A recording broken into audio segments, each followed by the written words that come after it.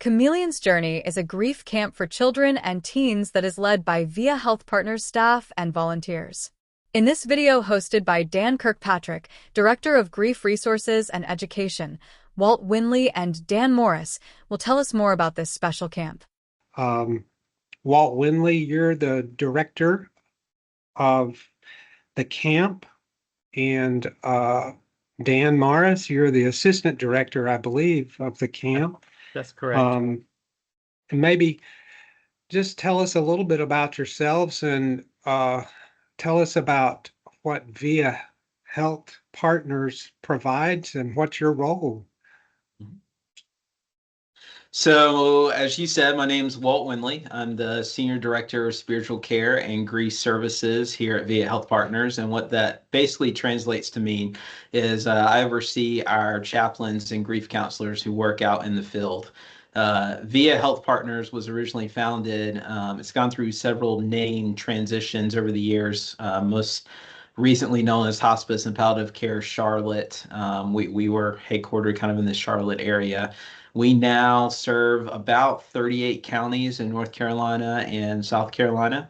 We're a large not-for-profit, not connected to any large hospital system, have remained independent since our founding in 1978. We have been one of the fastest growing hospices in the upstate over the last couple of years, have offices in Greenville, Lawrence, kind of in the Columbia area and Fort Mill. Most people, I think, when they think hospice, they think the very end of life, like the last week or two. We know that under hospice care, we could care for a patient when a doctor says they have 6 months or less to live, and some of our patients live longer than that. And a part of hospice is bereavement services. So we actually follow families for 13 months after the death of a loved one. It's a free service to the community and is also open to anyone. So you don't have to have utilized a single day of hospice care to get bereavement services. And a part of what Dan and I enjoy doing on that side of things is pediatric and adolescent bereavement, and also running Chameleon's Journey, which this year will celebrate 26 years since our founding of camp. So that's a lot of kids and teens that we have gotten to walk beside and journey with kind of on their individual grief journey. Personally, I started as a chaplain in the field. I'm a minister by background. I've been with hospice here in Charlotte area for about 13, going on 14 years. Yeah. Hi, as you said, my name's Dan Morris, and it'll be 15 years for me this August that I've been with VIA Health Partners. I am a LCSW, so that's a licensed clinical social worker. And I've had a couple of roles with VIA. For most of my time, I've been a team social worker, which means I was visiting patients and families, working very closely with our nurses and chaplains. Found it very, very rewarding. One of the things that I've done ever since I started, since 2010, as soon as I learned about it, was this Chameleon's Journey Grief Camp.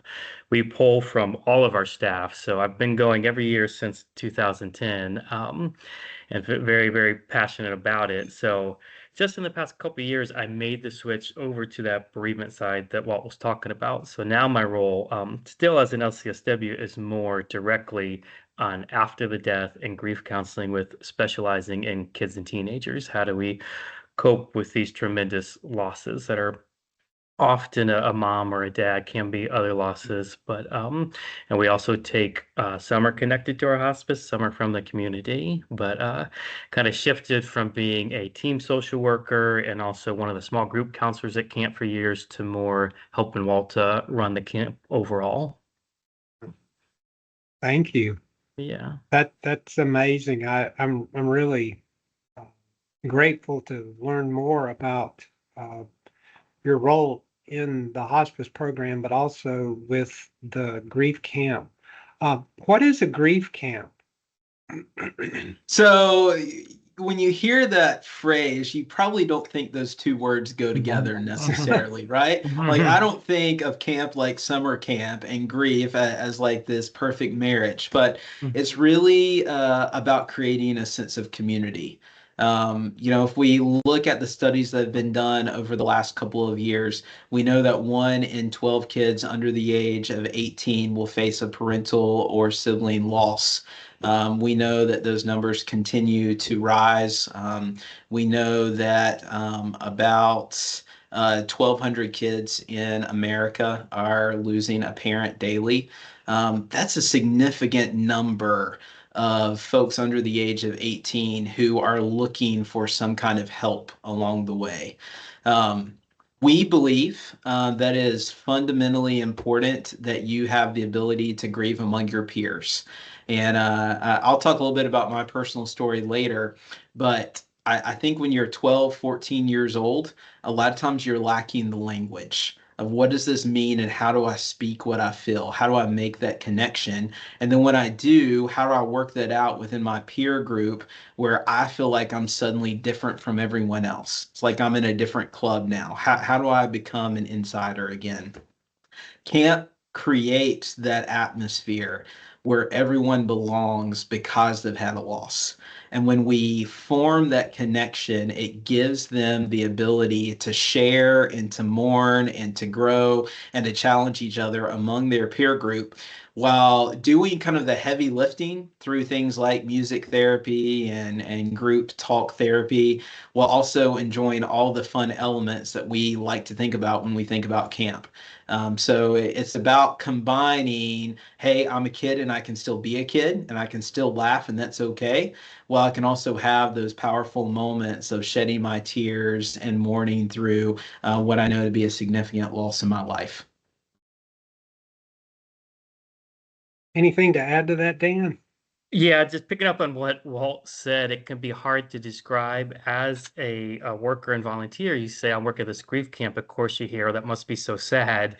We particularly hear the same from our first time campers and how nervous they are to come. Oftentimes it's their guardians or it's us talking to them, encouraging them, say, "Well, it's not so scary. It's going to be okay." And you do see that big difference from first time campers of arriving at just these really nervous looks to returning campers who are jumping up and down to look for their friends or their counselors that they've made in the past. So I kind of think of that as how I guess that's a way to say that it's a special and sacred place. And the people who come back know that, and the people coming from the first time are nervous, but quickly finding that out. That's great. Um, what's a typical day like for campers? Yeah, so we know that kids and teens grieve in developmental stages, kind of as Walt referred to, that they will cope through the lens of where they're at. So we offer our camp for ages 7 to 17. But really, it's more of each of those age groups is moving through a larger structure throughout the day. So very quickly, we're getting them with their same age peers. There'll be some kind of a check-in where, the guardian signs them in and we have organized tables set up and we've gotten it down to a good science now. And pretty quickly, their small group leader will have some indicator of their group number and they'll be with their same age. And we want them to feel comfortable as quickly as possible. So we usually would do a combination of snack and icebreakers to kind of do that at first. And then pretty soon after that, we'll have a general welcome, just kind of a formal, we're glad everybody's here. And then we rotate them through all these activities that are specifically designed to do a couple of things. One is to help them to form these bonds rather quickly, right? The activities can vary from location, but typically they're things like, small group challenges. We do a ropes course at one of our facilities. We can offer canoeing and archery, these kind of things that many of our campers actually haven't done before and are excited about. And then they're excited with these new friends they've made to do them. Some of the other ones, they're fun activities. We're also teaching coping skills. We have our own music therapist that will, depending on the ages, it's maybe either expressing yourselves through music or songwriting for our teenagers. We have expressive arts where we bring in teachers some kinds of movement things. We've done yoga in the past where we're teaching skills. These are skills for coping. And then the other piece of those rotations that we're running them through with the schedule is small group time, hoping and coping, where we basic curriculum. We typically have a theme each year, and then we build in discussion questions where they can talk with each other and kind of process what it's been like for them. So that's a kind of a general overview. Thank you. Yeah. That's an excellent overview. Where are the camps held? So we just continue to keep expanding. The camp for the last 24 out of the last 26 years has been at Camp Thunderbird on Lake Wiley, and that is our fall overnight camp. So it usually is a weekend in October. Probably 10, 12 years ago, we also started doing a concentrated spring day camp. And it also meets at a local YMCA somewhere in Charlotte. We've been using the Hemby Program Center for a while. This will be the first year for our launch of Chameleon's Journey Greenville, which we're excited about. We have been wanting to go to the upstate for some time, and this year, kind of all the pieces finally fell into place to make that happen.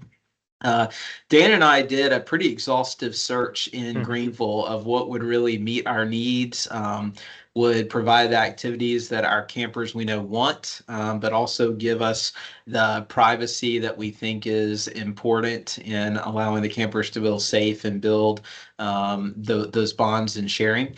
So Greenville has some really unique community centers that are historic in Greenville County. And we are lucky to be partnering with Greenville Park and are going to be using the Staunton Bridge Community Center for our first camp at the end of October. Size-wise, the welcoming nature of the folks there and just the location being not too far from kind of central, the heart of Greenville was perfect for us. So we're excited to be heading that way at the end of October. This is not one of the questions that I sent you, but how does an overnight camp differ from a day camp? So I would say the clinical elements of camp are pretty close to the same. Day camp is real fast, quick, and in a hurry. Like it feels like you get there, you catch your breath, you're going through, and boom, suddenly camp is over. Overnight camp, we are able to bring in a couple extra elements. So we do a Saturday night memorial service at overnight camp, which is beautiful. It's usually around a campfire. We have some music, a few words are said, and there's something ritualistic that is involved in terms of maybe the kids building something related to the theme for the weekend, which this year our theme is grief ripples, or taking part in some activity as a part of that service. We also have what we call CJ After Dark, which is our fun kind of late night party. So, you get a bunch of kids together and about 8 o'clock, we will turn up the music, bring in some pizza, have some fun games. And it's a time for the kids and campers after they've had a long day of processing and making new friends to kind of lay back, play some games, have some fun, and enjoy that kind of fellowship together. Then on Sunday, one of the things that's become important to me with our grief camps is the idea of learning that even in the midst of our pain, we need to be good human beings and our responsibility to give back. So at our Sunday on our overnight camp, our campers will be taking part in a service project. We have done meal packing in the past. This year, they'll be putting together hygiene kits for those who find themselves unhoused. And it's just a way for the campers in the midst of their pain to realize, hey, you know what? I can still channel this and do something good even in the midst of what's difficult. Yeah.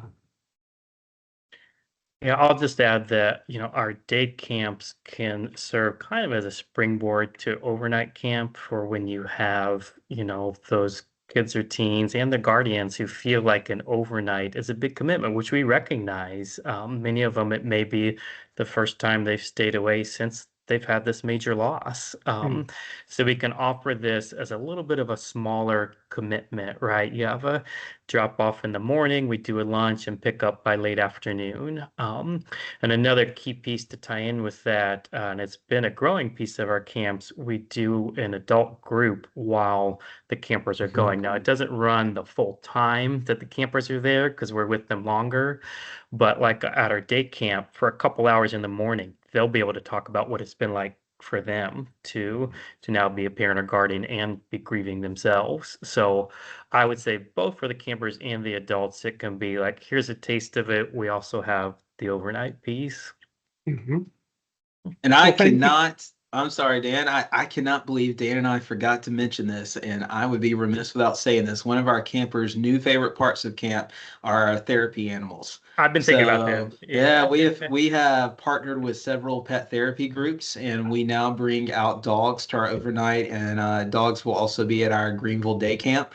Then our spring camp, we actually bring out bunnies, like the big Cadbury type bunnies. And I'm telling you, you bring in a therapy dog to a group of kids who are trying to talk about their grief, and the dogs instinctually will go next to them and they start petting them, and it's amazing the processing that they'll do in that kind of safe space. It's been a welcome addition to what we offer. It came out from some of our campers asking about it. Could Mhm. we have therapy dogs? And we listened and brought them, and then been asking what have been your favorite parts about camp. Many of them will say the bunnies, the dogs. It's just they seem to really like that. That's great. I appreciate you sharing some information about how guardians um, participate, because that is an important thing to recognize, how difficult it may be for them to trust or just to let their children out of their sight after they've experienced a major loss. Now, the question that many people want to ask. Mhm. One question that I've been so curious about is, why is the camp named Chameleon's Journey? Great question. So we have a story that goes along with our camp, and we usually use it as part of our opener. So the story goes, we have this chameleon who had a loss, and what do we know happens with chameleons? They change colors. So throughout the story, this chameleon will turn blue from feeling sad, will turn red from feeling angry, and he kind of goes on this journey. And throughout that process, he learns that it's okay to have all these different feelings and express them, that it's going to be part of what he goes through. So we had that story for a number of years, and this is kind of the beauty of our camp being around for a long time. We had a teenage camper where she used that story as her Girl Scout Eagle project and actually wrote it out and illustrated it and published it and had that as a book. So we now have that, particularly for our younger campers, where we actually use that storybook and read the book and go through the pages. So he's kind of like our mascot, but we Yeah. use that as a very quick way to say, we know you have all these feelings and they're all okay here, to hear it through that story. Mhm. Amazing. Yeah. Thank you. Yeah. Welcome. Um, I'm curious about who the camp leaders are. In addition to yourself, you've shared some of the others, like the music therapists, probably the the person with the therapy animals, Mhm. or the people that bring the therapy animals. Um, but are there others present, and what type of training do you have?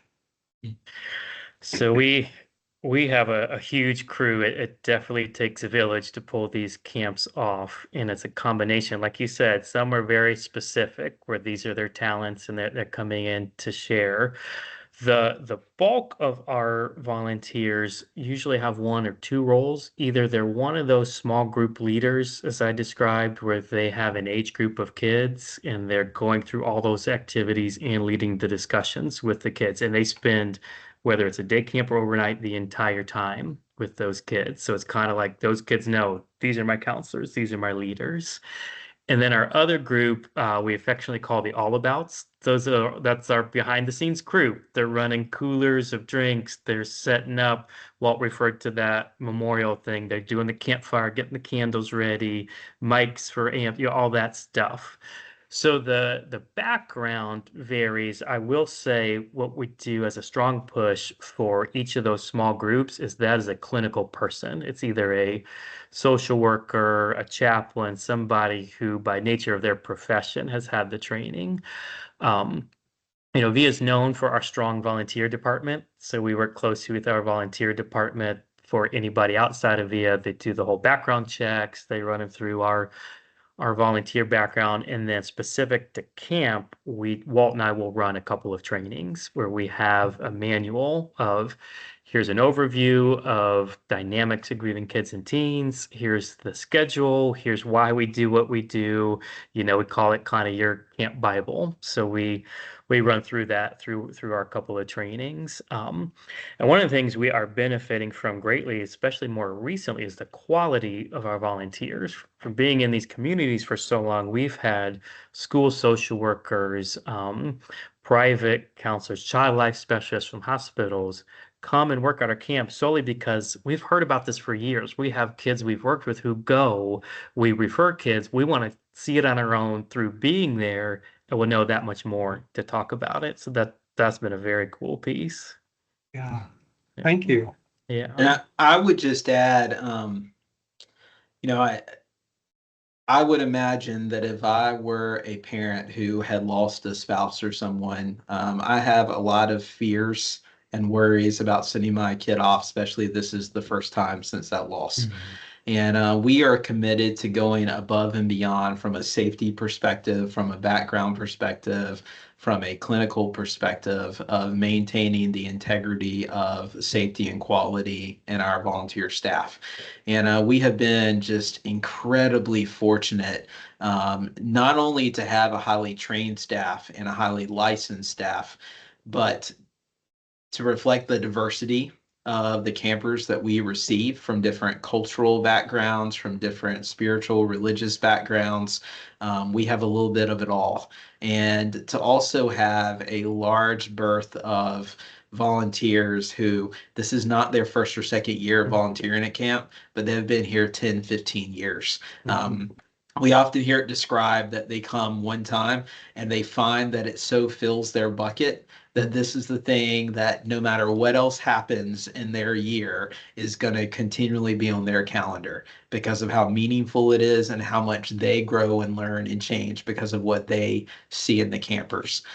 So it's a little bit of that history meets the new in that perfect meshing together where we can learn from each other at a high level, I think. The final piece I'll add to that is we have the benefit from being around so long of many returning former campers that are now adults. And so many of them, their camp experience was so formative in their profession. So we have former community-oriented campers that are now counselors, doctors, nurses, and the power where they come back and say, I was once in your shoes. Here's what I did with this pain and how I coped with it and how much this camp helped me, and I'm here now to give back because of that is very incredible. That is amazing. One question I thought about as you were talking, do the campers come for 1 year and that is a one-time experience, or do you have some campers that may return for several years? So a couple of kind of caveats or guidance that we have there is first, we ask that a camper, it be at least 3 months since they're lost before they come to camp. We just find that especially for that group work, if we rush it too quickly, they just aren't emotionally ready to share openly in kind of group therapy. So we kind of have that 3 month that's wait 3 months to get you some one-on-one care, which we also provide through our bereavement department. We offer free counseling 101 in our offices, and that's available to any child that would want it. So that 3 month on one side, and then on the other end of it, we say that campers are welcome to return as long as it's clinically beneficial to their growth. and to where they are. So we'll have some campers who maybe come a year or two and they say, hey, you know what? Like, this has been great. I've met lifelong friends here. I'm going to stay connected through the Facebook page. I love y'all. We're going to keep checking in, but I've gained everything that I need clinically from this place, and I'm in a really good spot. And we love to send them off and wish them well in whatever comes next. And then we have some campers who maybe it takes a couple more years than that for them to really get to that place where they feel like, you know what, I'm at a good place in my grief journey now, and I'm ready to close one chapter and open another. So it's kind of a case by case deal every year as we kind of evaluate clinically where our campers are. That's very helpful. As I was thinking about some of the campers coming and sharing their experience, what would you say are some examples of what the campers have said about their experience that is affirming of how the camp has been helpful to them? This is a place where I'm going to take a second to share a little bit of my personal story because this really resonates with me.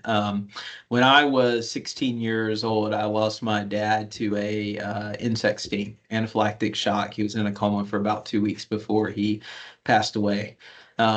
As a 16-year-old in ninth grade, looking towards 10th grade, at really kind of a pivotal stage in my life of trying to grow up, figure it all out, what's going to come after high school, what's my career going to be, and also being the oldest of three children in the home. There were a lot of messages I received through my family system of what I thought I needed to be, or what my role was, or what it meant to grieve and to mourn. And I never felt like, though everyone was well intended and really good at loving me well, I never felt like I had that community of peers where I really felt like I belonged in the way that I now found myself. As I was developing my own language and ways of mourning, I didn't know anyone else in my class at school who had gone through something similar. And so when it came time to, okay, who do I talk to this about? Or will they understand it? Or how do I share what I'm going through? Or that one day I'm good and one day I'm really not good, and how it oscillates back and forth. I didn't feel like anyone totally got that.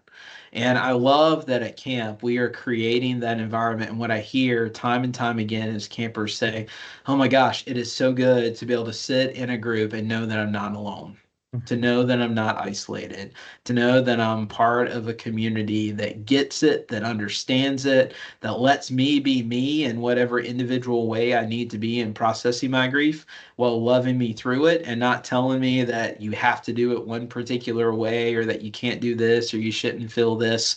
There's almost a freedom that comes in that. And as I had the image when Dan was talking earlier about campers first coming, it's almost like 5 minutes in, you can collectively feel the campers take that deep breath of, okay, this is it. This is the place where I can just let go and be. And that is what I hear time and time again, is that safety and that place of being, and then allowing adults in their separate group to go, oh my gosh, I've been caring for my kids, but I haven't had the space to care for me. And so then to give our guardians, adults, parents, grandparents the opportunity to sit with others and go, man, it has been really hard caring for our kids and our grandkids, but now I want to take an hour to really focus on me and think about what this has meant to me.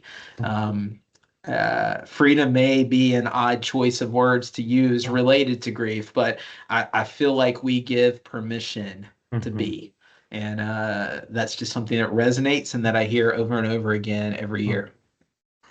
Me too. I will say that our campers continually tell us that in their schools, in their communities, they feel kind of like on the spot, maybe, because nobody wants to be known as the the boy whose dad died, right? And it's at a time and an age and stage where you're finding your identity, you're learning what you like, and we hear so many stories of just in their day-to-day life, like Walt said, there's this weight that they carry when they come to camp, just the fact that they know there's, depending on the numbers, sometimes we have close to 100 for these overnight camps, but 30, 40, 50, 60, depending on the numbers. Every other kid there is there because they're in their shoes.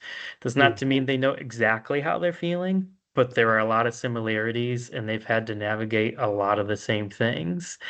And I'll quote a one of our campers. She was a former camper, one of those ones who would come back to then volunteer after she was a young adult.